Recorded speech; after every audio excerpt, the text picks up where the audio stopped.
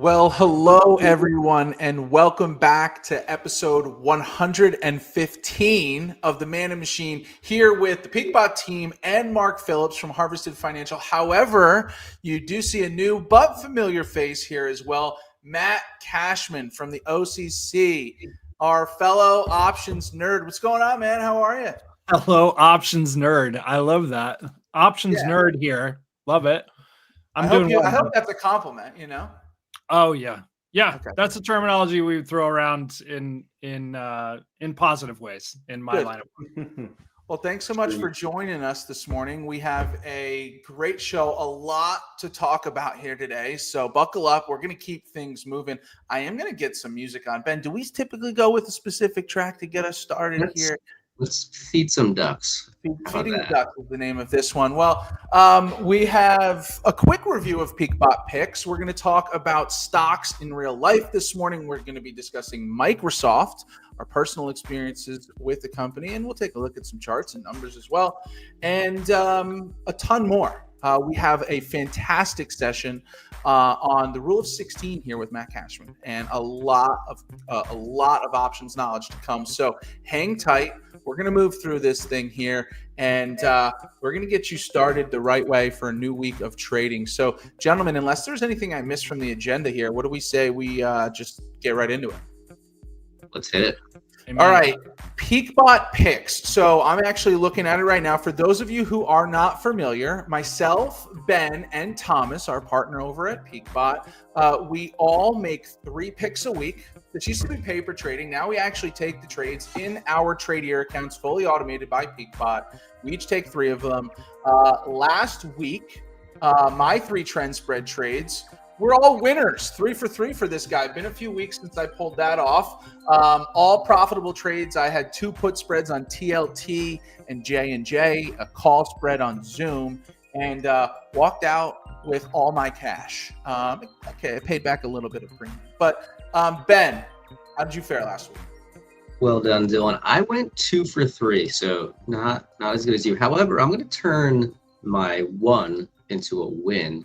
That was XPEV. I wound up getting assigned shares on XPEV because at expiration, the price of XPEV was between my strike prices, right? So that leads to assignment if I want it. Now, if I left the trend spread bot on, those contracts would have been rolled to the next week's expiration. However, I don't like to lose. I want to turn my losers into winners as much as I can. So I took the shares, and this week I will be selling calls against those shares. And I'll continue to earn those credits until my cost basis is essentially 0, or XPEV goes back to the price that I was hoping it would be at last week, and I can walk away selling the shares for as much as I had to buy them for. So 2 for 3 for me. Not going to achieve victory this week. I'll let you have it this time. But how did Thomas do? I needed the victory.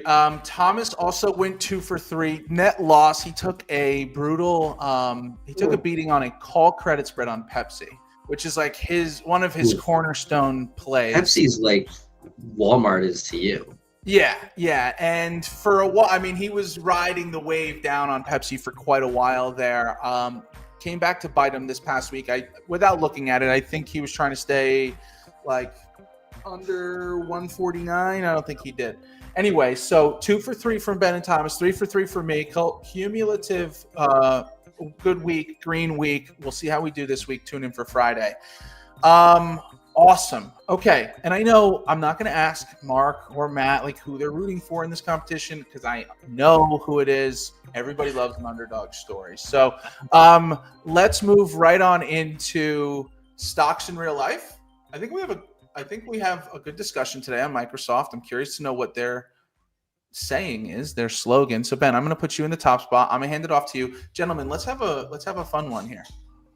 So we've got Microsoft and stocks in real life today, and we've got assistants that put these slides together first. So I was kind of surprised when this logo came back. What year, guys? What year do you think this Windows logo is from? Ooh.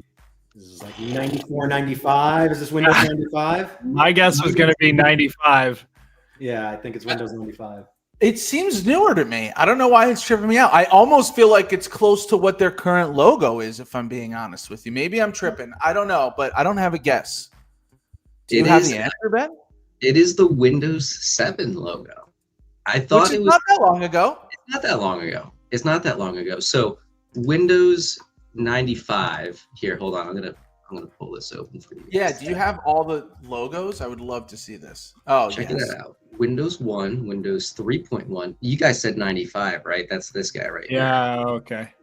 And then it's very close to XP.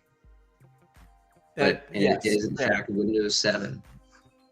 Windows Vista. Ugh. Windows 12 is just a blue square right now. Did we do this? I'm upset. I'm working on it.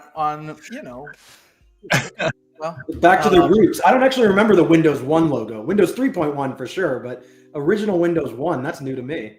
Yeah. That is different. Do we have any favorite on the screen here? Matt, anything calling your name here? Is it the Windows 95? I mean, that's the heart of when I started really using it. Okay. So that's my soft spot. Love it. Mark? Yeah, I was right around that same time too. 95 was like that felt like the mass market. Everyone was getting desktops. Everyone was logging on to America Online on their Windows machine. Yep. You've got mail. It's funny to look at these to think of like how much cash went into the marketing department behind like a rebrand from like Windows XP to Windows Vista or Windows Vista, Windows 7. It's just like, wow, what a change. This is a good one. Okay. Let's talk about the business, Microsoft. For as much as we can talk about what's everyone's life experience. Are we digging Microsoft? Are we against Microsoft? Do you even have a choice? How do we feel? Well, I think the world gets divided into two operating systems, and that's Microsoft's operating system, and then it's Apple's operating system when it comes to laptops. So I used to be a big Mac guy. I used to love the Mac. I used to love Apple's operating system. Used to love how it would connect to my phone. And then I don't know what happened. I just switched over to using HP computers and Windows operating systems, and I haven't looked back. I know what happened. You graduated and you got a big boy job, and they operate on Microsoft, most of them. That's what happens, right? I mean, unless you're at Apple, I think you're on Microsoft. Am I wrong? What do you guys think, Matt, Mark? I'm a big fan of not paying 2.5 times for the same technology. Yeah. So I stopped using Apple computers in like 2001 because I just can't I just can't do it. I can't spend like $3,000 for a computer that I know I can get for like $899.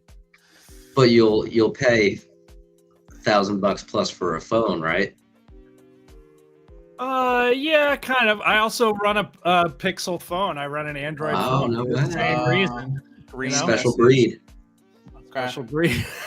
Yeah, my daughter, who's 14 years old, thinks I am the strangest person in the history of the world. She's not wrong. I don't have an Apple product in my entire house. Wow. Okay, that's a stance. You've taken a stance. Mark, what side of the fence are you on? As a computer user, definitely Windows. That's an operating system that makes sense to me, like the way file storage works and everything. That was always my hang up with Apple products. But I think we can't talk about Microsoft without talking about Excel.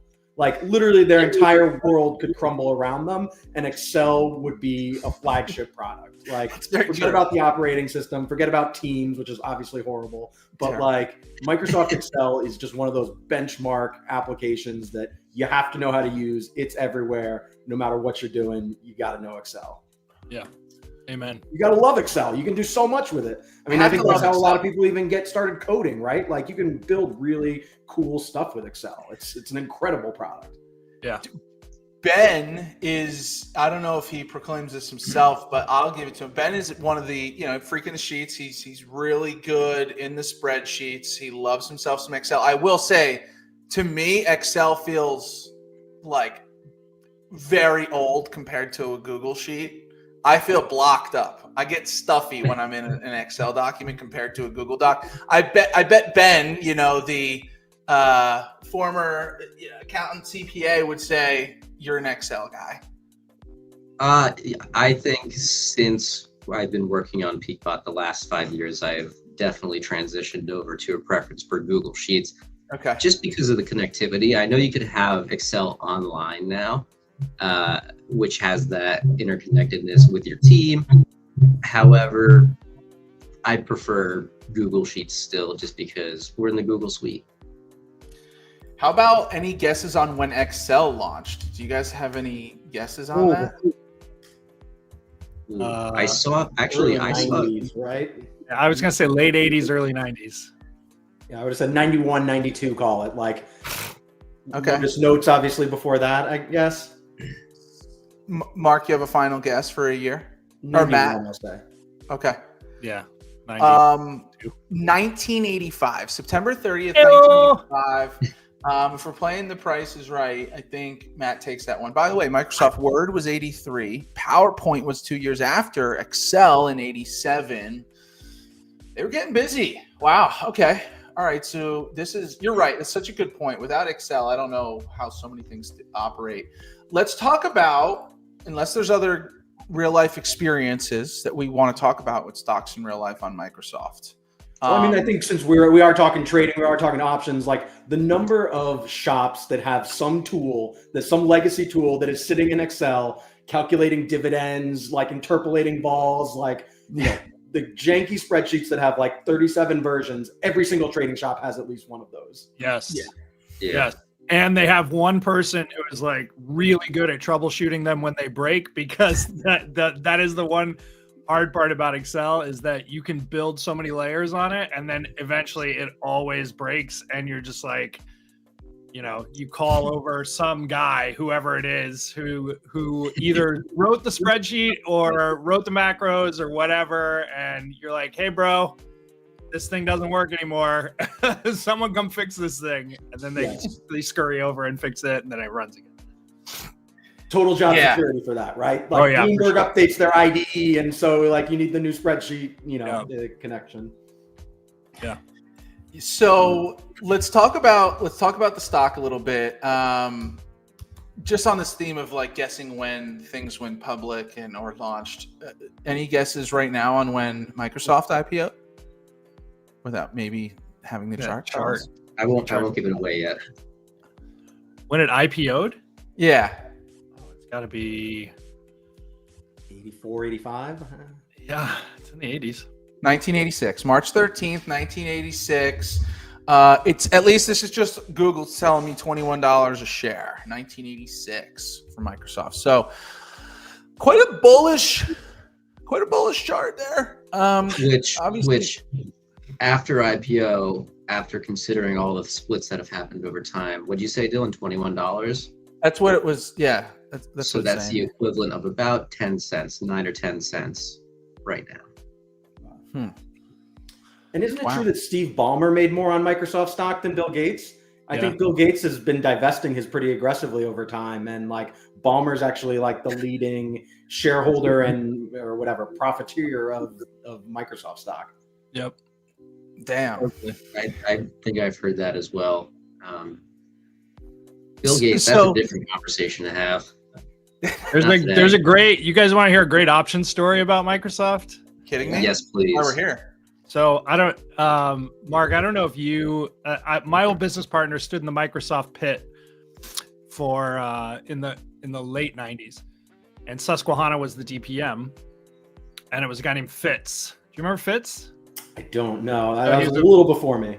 Okay, he was a Philly guy, as most Susquehanna guys were at that point in time, and they knew that Paul Allen's collar order was coming in. And so Paul Allen had, millions and millions and millions of shares of Microsoft, and he was going to trade a collar to lock in, part of it. So he's selling upside calls, buying downside puts, and he was locking in a certain percentage of his whatever. And they knew that the order was coming in, and So there's this point. My old business partner would point to the previous high on the chart and say basically like, this is exactly where the actual order came into the pit.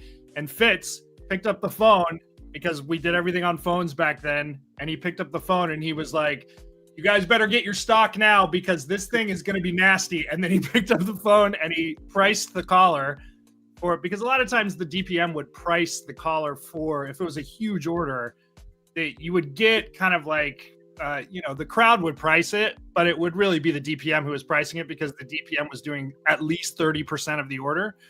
Their job was basically to provide liquidity, but then they get 30% of all of the flow that comes into the pit. And so it was like 100,000 collars or something. It was so massive. And if you're trading the other side of a collar, you're buying the upside call and selling the downside put, and then you have to sell stock against it. And so all of the guys would run to sell their stock at the same time, the stock, and you can literally like point to the spot on the chart, and it's the previous high. It's like, this is the part where Paul Allen came in and basically called the top using options. He didn't mean to do it, but he did it. And I remember that day he came over to me and was like, dude, you're not going to believe what just happened. Everyone got so run over on their stock. And, but those kinds of things used to happen all the time in massive trades like that in an illiquid environment. It was a Wild West kind of scenario. You're giving me not just deltas, 100 deltas. Like a collar, you're literally hedging that 1-to-1. Yeah. So 100,000 collars is 10 million shares of stock. Yeah, exactly. You can imagine what that does to a stock when everyone's in there trying to sell stock at the same time, right? I mean, it's aggressive. So, do you remember the date? Can we go look at it? It had to have been, I would guess it was early 2000s. Okay. Oh yeah, I was actually, Ben, when you had the chart up earlier, there was a little blip for them. It looked like maybe from like 98 to like 01, and then returned to like their norm. And you might not be able to see. I split adjusted. I don't know what the price would be, but I remember it being like $138 a share or something at the time. 137, wow. 138. You were stressing me. What a great story. I got stressed listening to it. Like how you should try being on the other side of the collar trade. I'm having to like wait for somebody to answer a phone. Like, oh yeah, my man. God. Those were the days. Oh, all right. So I mean, what are we seeing here? Obviously, Ben, what time frame are we looking at here? I gotta make my screen bigger. This is early 2000s right here. Okay. But we could go back to what we've got going on this year. A lot of back and forth, it looks like, with Microsoft. If we zoom out a little bit, look at 2023, went on a nice tear there, basically doubled in value. Over the course of, what is that, January to July? A year and a half, January 23 to July 24. That doesn't compare to some of the rippers we saw over the past couple of weeks, where it zoomed like 8x'd itself in the span of a year or 6 months even. That was during COVID. I mean, we could look at Microsoft during COVID as well. And yeah, there was a good 4-ish X multiple going on here. Over the course of that time. I don't know. I know I have. I don't know how I've done on Microsoft trading it on Tradier. I guess I haven't traded it on Tradier. Not on that account. Not on this account, at least. For me, the only way I would be trading it would be on trend spread for the cash, knowing I'm going to be rolling the contracts, and they're still pretty wide spreads, at least where we're selling them. So we'll take a closer look. I'm going to pull it up and see what it was doing on the watch list. Obviously, the data won't be fresh until the market opens, but gentlemen, like, for what we can talk on, what are our thoughts on Microsoft and trading it in the world of options, etc.? This is a name that I see often with clients. Like, clients want to overwrite this because it's a big holding, and so like they want to do some covered call type stuff on this, or even like a hedged equity works with this. It's very similar to the S&P, right? Like, just in terms of implied vol levels. Like, this isn't a zoom. This is a ultra blue chip name. I mean, vols over the last year and a half have ranged between at the 30-day level or somewhere between like 16 and 30. So like we're not seeing crazy like risk premium in here, though there is pretty consistent positive VRP, slightly more than like S&P. The last 3 months that's been a little different, but like this is a behemoth of a stock. It's not an index, of course, it's still an individual name, but you know, with the size that it's grown to, I mean, you're pretty vanilla with this. But that means there's great liquidity and great room for hedging strategies. Absolutely. Yep. It's about as close to an index as you can get while still only having one name associated with it, right? I mean, like it's basically its own index in some ways. Yeah, like especially with all their diversified business lines and everything, like, you know, and what are they, 5% of the S&P now or something like that? Yep. Or Is it that high? Beta Market cap is almost 3 trillion. Yeah, insane. Obviously, some strong analyst ratings here, although bearish as of late, as we saw. I'm looking it up on the trend spread watch list to see if we're selling the 30 delta, where we're going to fall. You can see the volatility here on the upswing. 6% of the S&P. 6%. Only bested by Apple, who's 7. Yeah. Wow. Damn. A lot. So right now, Microsoft is, at least this is as a Friday, bearish. Obviously, moderate risk. Want to pull up your screen, Dillon? See the watch list? Yeah, let's do it. Again, I wasn't gonna, just because it's Friday's data. We'll take a closer look when the market launches in our watch list updates. But let me get this on here. So this is what we were looking at. So Microsoft here closed right under 378. This is expected value, which is very good here. Probability of profit, which on this list we typically see anywhere from 70 to maybe a little north of 80%. So kind of falling right in the middle there. This is, what is this again? This is our ROI. So good ROI there. And then the strikes, I think it was 10 wide. I'm so sorry, guys. Wow, this is really just flopping here, guys, isn't it? It was give me 1 second. Come on. We knew I was going to all right. Here we go. $153 in premium paid for a contract expiring this Friday. $10 spread. So max loss is really $847. And we would be trying to, 387.5 is the sold call there. So looking back, Ben, you got the chart up still? I do. Again, this will update here, but 385 was the strike. Yeah. What do we do in pre-market? Obviously down a bit. So we are bearish on it. Yeah, bearish. Okay. I mean, that's a tough one, right? This is a tough call to make, and especially with the $10 wide spread. I mean, we look at Friday's movement. Obviously, the market took a dump on Friday. Sure did. But I don't like seeing that. I don't like seeing the strike price so close to where the stock price just was. I do like the trend personally.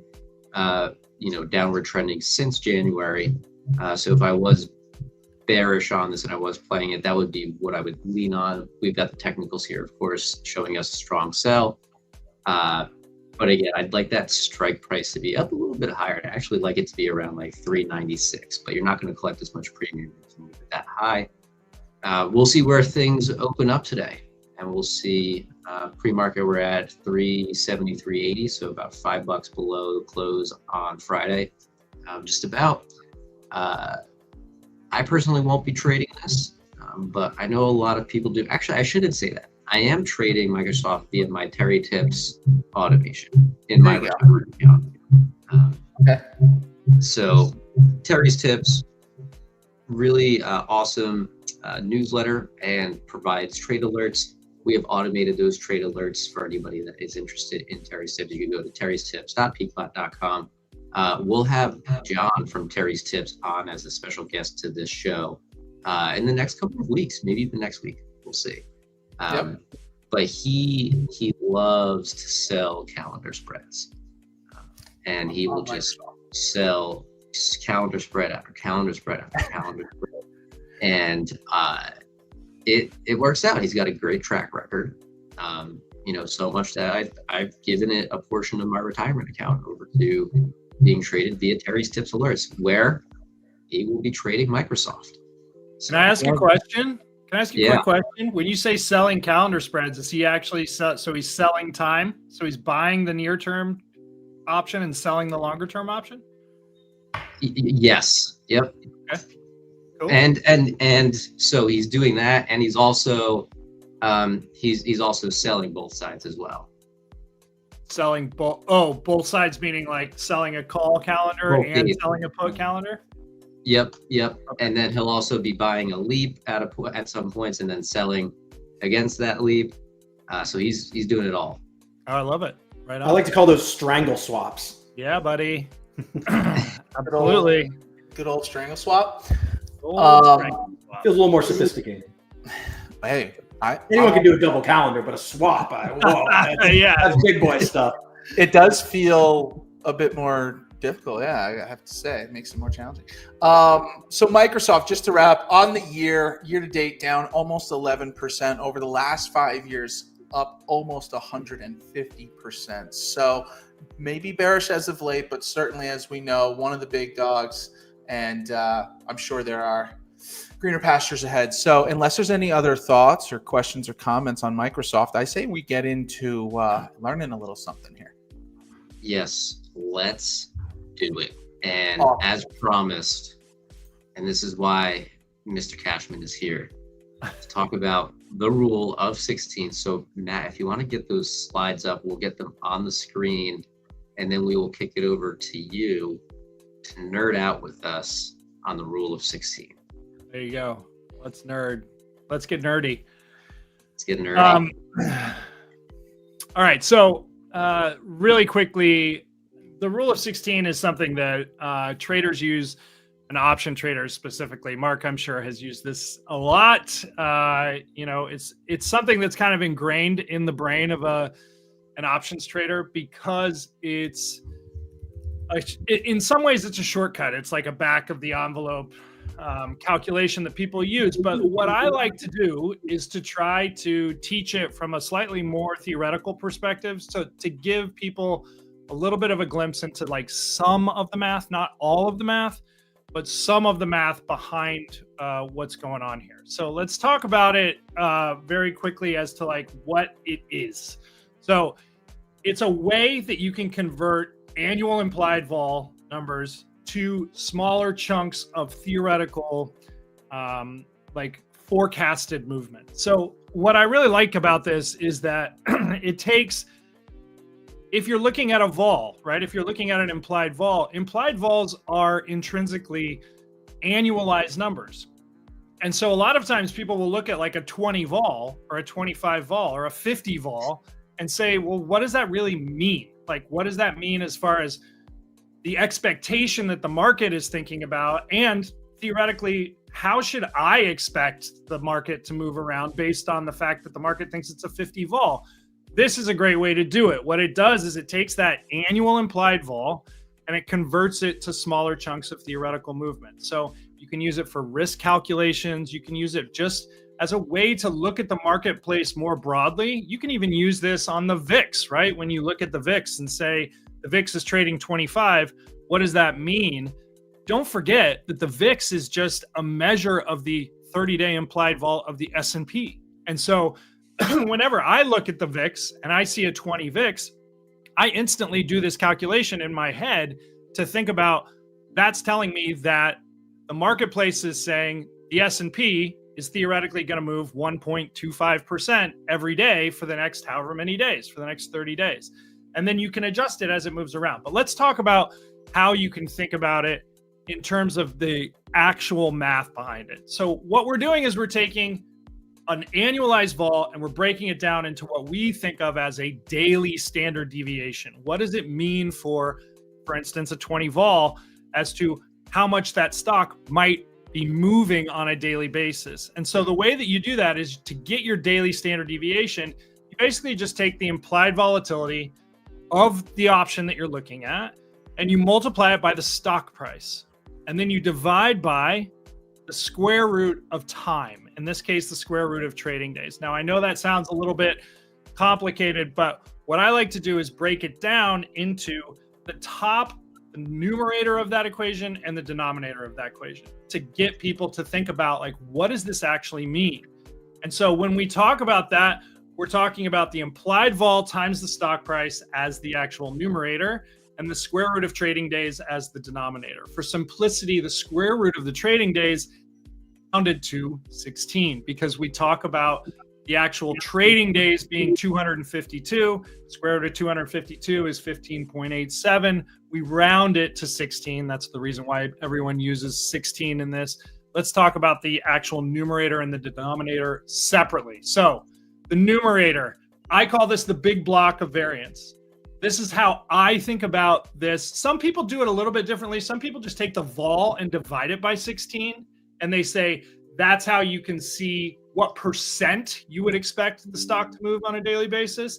I like to think about it as this is an annualized number. So let's talk about it as an annual block, a big block of variance, and then let's slice it into smaller pieces. Because what you can do then is you can slice it into not just daily pieces, weekly pieces or monthly pieces, depending on what you use for the denominator. So if you think about the numerator as the big block of variance, what you're doing is you're creating annual variance. How much do I expect this stock to move over the course of an entire year? And that is implied vol times stock price. That's just the top of your ratio. And so in that situation, you look at it and you think, okay, well, if I expect this thing to move $20 over the course of the entire year, what does that mean for every single day that I'm looking at it if I'm using this implied vol? And that's where you get into slicing it into smaller pieces. So if you look at it from a total big block of variance, you can say that in this case, you're slicing it into a daily standard dev by using 252. How many trading days are there in a year? And so in this case, you're using the square root of the trading days as the denominator because the fact that you need to actually take that big block of variance and slice it into a piece that you can make sense of for a day. So this breaks it down into like how we actually do it. But let's look at something that might actually be something you might see in an everyday situation. So remember, daily standard deviation is implied vol times stock price divided by trading days. In this case, let's say you had a 20 vol on some option and the stock was trading $100.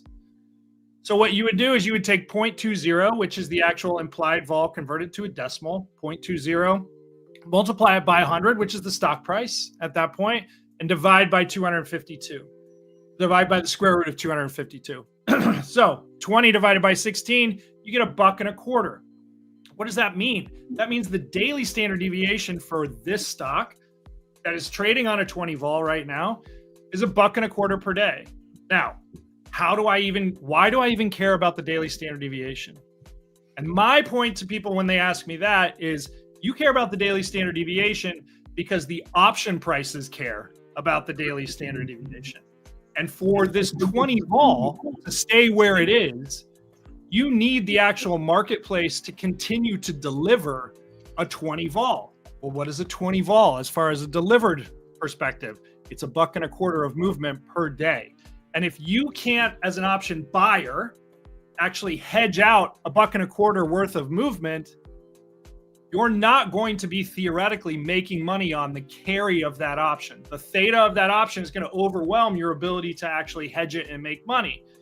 And so when I talk about this, I always talk about the fact that you don't necessarily care theoretically whether or not the stock moves $1.25. You care about your options, and your options care about whether or not this stock is moving enough to pay for it.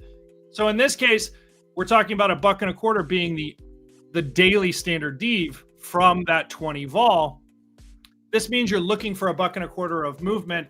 Now, movement doesn't necessarily denote direction here, right? We're just talking about gross movement. We're talking about how much something might move that is a hedgeable move.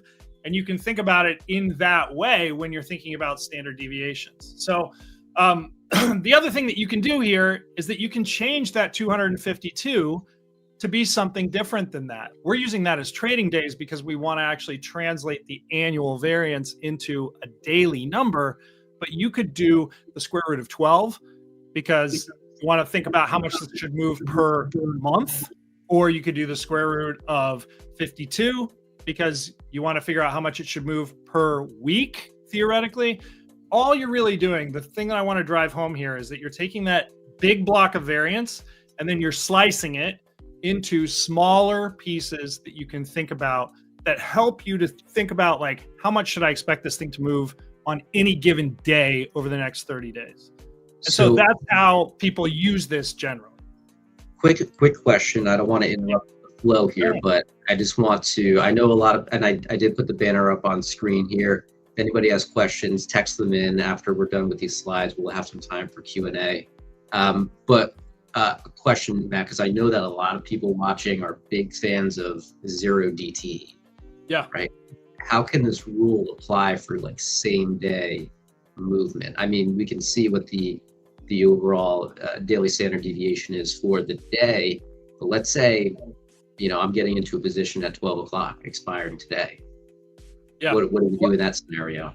In that case, what you're really doing, as you get closer and closer to expiration, you can rely less on this as a calculation and more, I think, on just the straddle price of the option, right? The straddle price that is implied by the option that you're trading. And you can just do that by looking at the actual price of the straddle of the at the money options together at that point in time. What that is telling you is how much the actual implied vol is forecasting for the rest of that trading day, right? For how much movement the market expects for that to occur over the next 8 hours or 6 hours or whatever it is. And so the closer you get to those 0DTE options, I think the less you can think about this as a forecast of 30 days of movement or 60 days or 90 days of movement or whatever it is. And more you can start to like focus on what the straddle price is. But that's really just the same math, just happening with one price iteration as far as the actual settlement price that's happening at the end of the day. It's still the same math.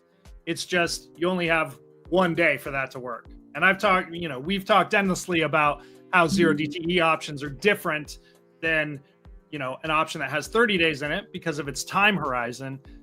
That is reflected in the actual change that you can make between, like, I can think about this as a 30-day option. I can think about this as a 1-day option. On the 1-day option, the straddle price is really what you're looking at. And in this case, you can think about more of like standard deviations and how much I should expect this to move on any given day over the next 30 days, right? Or the next 20 days or whatever the duration of the option is. Yep.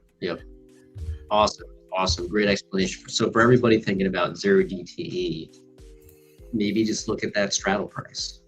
And that's your best gauge there. That's always a good place to look when you're doing those things also, Yeah, and I definitely agree with that point that the closer in time you are, the more important that straddle becomes the benchmark you want to look at, and going further out to the abstraction of like an implied volatility number. But this is super useful for kind of treading back and forth between both worlds and understanding dollar movements versus annualized percentage or weekly percentage, whatever it might be. Super useful tool for anybody trading our trend spread bot as well, because those are weekly trades right there. So if you want to have a good solid estimate as to how much that particular underlying is going to move, or the price of the option is going to move in the course of a week, then here you go. This is a really great, just a quick aside.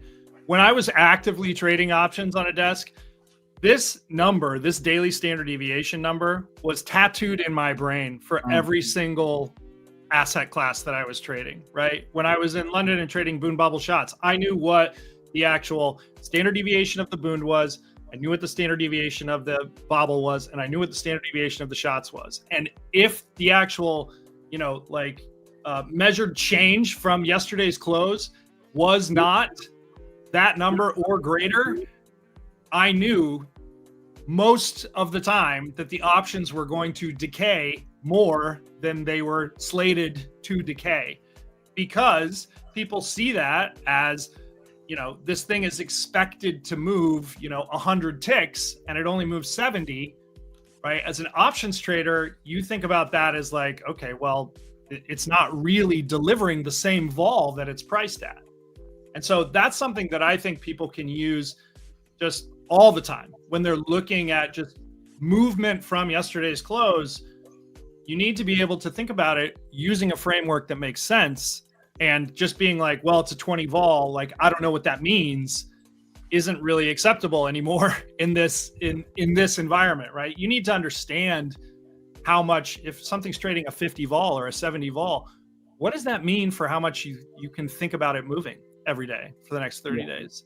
And I think there's a big difference between, something trading a 20 vol and something trading a 30 vol. And you need to be able to think about that and be able to, like, if you want to make quick decisions, to be able to make those decisions quickly by using something like this as a way to think about it. So there's a way to like help contextualize what's going on, particularly in like vol regime shifts, right? Like now, for example, is, so we're down 80 basis points, 85 basis points this morning. VIX is at 22. How relevant is that, right? Like, is an 80 bip move what I'm expecting out of a VIX of 22? Yeah. Do the arithmetic, and it's actually probably slightly less than you'd expect out of a VIX of 22, right? Exactly. VIX of 22 is telling us that we should be seeing 130 basis point moves every day. Mm-hmm. And if we're only doing 80, that's an inclination that, hey, maybe realized is slowly kind of falling compared to what the market's implying. And the same thing happens when it jumps, right? You see that big down day or even big up day, all goes both ways, and VIX is in the mid-teens. We're only expecting 80 or 90 basis points. So I use it on an everyday basis. Just what is this VIX reading? What's the S&P delivering? Yeah, absolutely. Incredibly helpful. You guys kind of answered this, but Matt, when you were trading, the first question I'm thinking of when you're presenting on this is like, how early does this come into play for you? When you're looking at an option, when you're looking at a stock, and you kind of said it, it's just tattooed. It's almost just there. It's your starting basis of now we can go and dive deeper. Is that the case? Yeah, I think it's like interchangeable, and Mark might have a different view of this, but for me, the idea of implied volatility and straddle price, right, are kind of primary to how I viewed the entire vol universe. But then implied vol and movement are two kind of sides of the same coin that are interchangeable in your mind. And when I was like really actively trading, there was no difference between thinking about an implied vol and thinking about a standard deviation. It was the same thing to me. Mm-hmm. Like the calculation happens almost immediately. And so when you get to that point, you start to think about it, and you can actually talk about it with other people who think about it that way in an interchangeable way, right? It just becomes like, when you're talking about vol, we can talk about vol if you want, or we can talk about SDs, but we're basically talking about the same thing. Yeah. So. Well, it helps you like, so the VIX is up 5% today. Like, if that sounds like a lot, but VIX going from 21 to 22 is only marginally adjusting the daily expectations of moves. Exactly. So like, I think why people say you can't quote the VIX in percentages and stuff like that. And I think that even points to some of the difficulty of being short vol, right? Like, your short vol from 21 to 22, you lose 5% of your money or 4.8% of your money. Whereas like that daily move isn't really changing that much in that context. So like, it's an important bridge between kind of dollars and cents of reality and like theoretical distributions. Yeah, agreed. And that's part of the reason why I put this thing together. I'm going to be doing this presentation a lot over the next like month or so. It's something that I think is a good, kind of where the rubber meets the road kind of vibe, as far as especially in a volatile environment like this, where vols can move around a lot, and something like I said, trading on a 50 vol or trading on a 70 vol, that gives you completely different expectations as far as, especially when you extrapolate it out to 30 days of movement. That's a massive difference in how much movement you're actually looking for. It's important to be able to look at the vol and be able to translate that into like, how much does this thing need to move in order to justify the prices that these options are trading over the next however many days. And that can, it can happen like that. So it's important to think about that. Awesome. Love this session. Love the nerdiness of the session. So I appreciate that. I learned a lot. Appreciate that as always, Matt. I think we've got time for a couple questions. We did have some texted in. Matt, take as long as you want with the answers to these. We will have to wrap in a couple of minutes though, but I won't cut you off, I promise. Okay. So the first one that came in that I wanted to bring up is, what's the difference between the daily standard deviation and the expected move that's displayed in some brokers? That's a good question. I'm going to say I would lean toward the fact that it's probably pretty close to the same thing, but I think you need to be able to suss that out by looking at what their actual calculation is, because some people do it a little bit differently than others do. But generally speaking, I'm guessing it's going to be the same thing. If you're using, remember that top number is the big block of variance. That's an annual number. And then you're slicing it by using the square root of 252. That's going to give you a daily standard deviation. That's probably what people are talking about when they're talking about expected move, but I'm not completely sure from platform to platform how the actual calc is being done. I don't know, Mark, what do you think about that from a... Yeah, no, I was totally going to agree and say it definitely depends on the calculation. And another catch might be earnings, right? That if there's an earnings date in there, that's going to throw off everything, because this calculation assumes every day looks the same over that period. Whereas we know that with earnings releases or any news, FDA, whatever it might be, that hunk of variance is going to be concentrated in one day. So a 50 vol might mean 90 vol on one day and 30 vol for 10 days. So like expected move is often thrown around with earnings. So that's another catch I would be careful of if you're looking at someone else's calculations. Yeah, agreed. But the bottom line, the answer to that question is like, go in and figure out what math they're using. Don't just take it at face value, like think about what that actually means and then ask some questions as to like, what kind of math are you guys using to do this? Because some people might do it differently. Makes sense. Awesome. Next question. Is there a rule for the accuracy of the rule of 16, i.e. is it true, or is it the further that you look out, is it considered less accurate?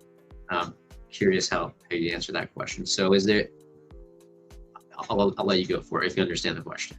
I understand the question. I think when you think about the way that options are priced, as far as like the normal distribution curve, the farther you go out, the more price settlement iterations you're building into the expectation of the model. And so the farther you go out, the more theoretically accurate this is going to be, just because of the fact that you're adding a larger sample size of price iterations into that actual, the data sample. I hesitate to use words like it's more accurate or less accurate. It's really just an assumption that you're making based on how many days you're building into your actual calculation. And so it's hard to say it's like more accurate or less accurate. The more days you build in, the more price iterations you have, and the more likely it is to fall within that normal price distribution curve. And that's kind of like the baseline assumption of the modeling of the options in general, right? I don't know, Mark, you have any opinions on that? Yeah, totally agreed. I think it's definitely a time thing. And like, I always like to say, like, when you're looking at 1 day to expiration or 0 days to expiration, like, it's like sports. As long as there's time on the clock, anything that can happen. So like, you can't necessarily say, hey, we're only implying a, $2 move today. Like, if the bell hasn't rung, like, things can always do something. So and the understand the horizon there, I think is just as important. And the closer, like I said before, when we were talking about this, when someone asked about 0 DTE options and then the rule of 16, the closer you get, just like Mark said, the closer you get to the expiration, the more you should be thinking about it as just, I think, a price, right? Not necessarily, because it's hard. I think a lot of people look at those 0 DTE vols, the vols of the implied vols of a 0 DTE option, and they want to be able to suss out some amount of, like information from it that's just not necessarily there because of what Mark just said. This is a 1 day situation, right? This is a single price iteration at the end of the day that's going to determine what this option is worth or not worth. And so when you're looking at it in that way, I think you need to start to focus more on like how much premium, how much price is involved in this thing, how much movement is forecasted for the next like 8 days or 8 hours, and does that jive with what I think is going to happen? Does that like align with how I think this market is moving? You can start to use a little bit more of the like theoretical math that we're talking about here, the more days you build into it, into the duration of the option, because of that, you know, of the bell curve that we talk about all the time. Yep. Awesome. All right. Well, I know that we are coming up to the opening bell here. I do have a couple more questions. Maybe we could get those answered offline. You kind of just answered this one. I'll let you briefly touch on this, and then let's wrap here, guys, because I know that we all got to get going with our dates. But the last one that I'll ask here is, why wouldn't you just use the straddle price for like a 360 DTE contract as well? Like why not? Because you were talking about that in the context of, you know, 0 DT, just use the straddle price. Why not just use the straddle price for these longer term expirations as well? You, in essence, you are using the straddle price, right? I mean, like the straddle price and the implied vol are kind of like interchangeable. But the reason why you don't necessarily use the straddle price when you're thinking about it in that way is the same way that you don't use the annualized variation number for or variance number for a year long of variance that you're expecting from an option.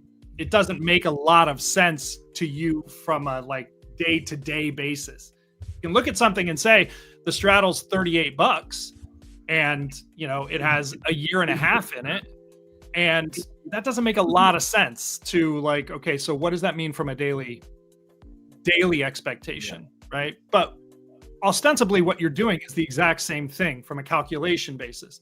You're just taking that big chunk and slicing it into daily amounts of movement that you're expecting. So it's kind of like it's a chicken or the egg kind of vibe, right? It's like one or the other. It's the same.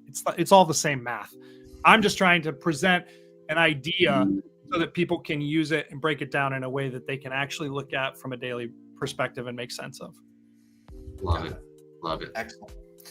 Well, this was a fantastic show. Not just saying that. I learned a lot here. Incredibly helpful. Great questions. Great session. Always love wrapping on options with this group of 4 here. So thanks so much for joining us. We had over 1,100 live viewers here this morning. So of course, we will be live again on Friday for the Automation Station at 11:55 a.m. Eastern for myself, Ben, Thomas, PeakBot Picks. Oh my God, I just sunk my chair. I'm lower now.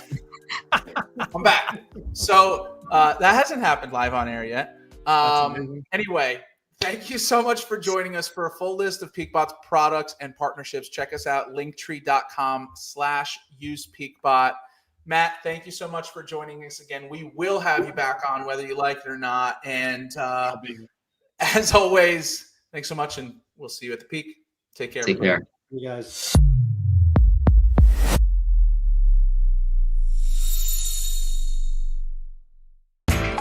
You know how the financial world goes. Here comes the buzzkill. Please make sure to take some time to read this boring disclaimer. We will owe you one.